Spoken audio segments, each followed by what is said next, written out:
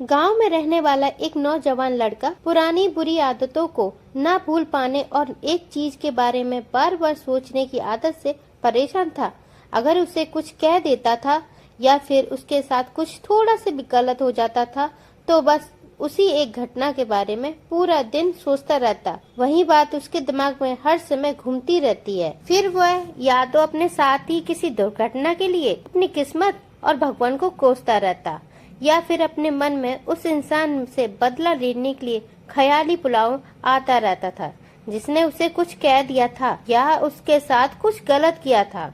अपनी इस ज्यादा सोचने की आदत की वजह से ना तो लोगों के साथ उसके अच्छे रिश्ते थे और ना ही मैं किसी काम को अच्छे से कर पाता था। वह हर समय तनाव व मानसिक अशांति की स्थिति में रहता। उसकी ऐसी हालत को देखकर उसके एक मित्र ने उसे सलाह दी कि यहाँ पास के ही एक बौद्ध मठ में एक जैन मास्टर रहते हैं, तो उनके पास जाओ, वह तुम्हारी इस मानसिक समस्या का एक दो कोई न कोई समाधान अवश्य बता देंगे। वह नौजवान लड़का जैन मास्टर के पास जाता है और अपनी समस्या उन्हें बताता है कि कैसे वह एक घटना के बारे में बार बार सोचता रहता है और पुरानी बुरी आदतों व यादों को भूल नहीं पाता। लड़के की इस समस्या के सुनने के बाद जैन मास्टर वहां से उठकर मठ के अंदर चले जाते हैं।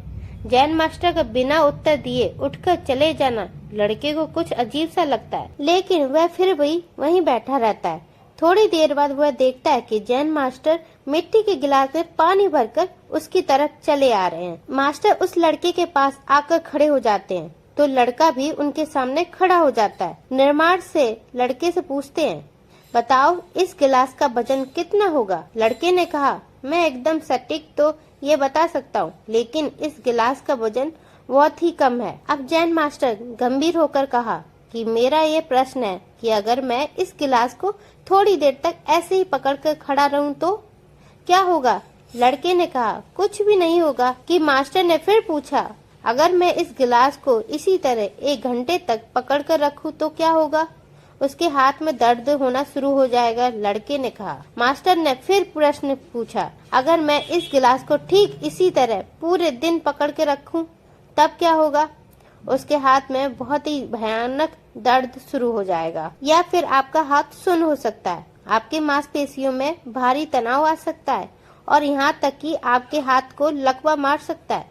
लड़के ने गंभीर शब्दों में कहा। मास्टर ने कहा, बहुत बढ़िया, लेकिन क्या इस दौरान गिलास का वजन बदला? लड़के ने कहा, नहीं, वजन तो वही बढ़ा है, पर भला हाथ में दर्द और मांसपेशियों में तनाव क्यों आया? मास्टर ने पूछा।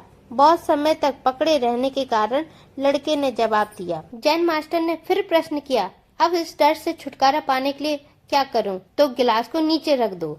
लड़के ने कहा। मास्टर जी ने कहा, बिल्कुल सही, और जीवन की परेशानी भी कुछ इसी तरह होती है। इन्हें कुछ देर तक अपने दिमाग में रखो और लगेगा कि सब ठीक है।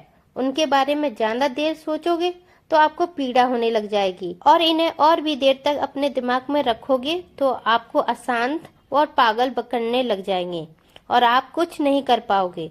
जैन मास्टर ने लड़के की तरफ इशारा करते हुए कहा, अपने जीवन की पिछली गलती और घटनाओं के बारे में सोचना जरूरी है, लेकिन उससे भी ज्यादा जरूरी है उनसे सीख कर आगे बढ़ना।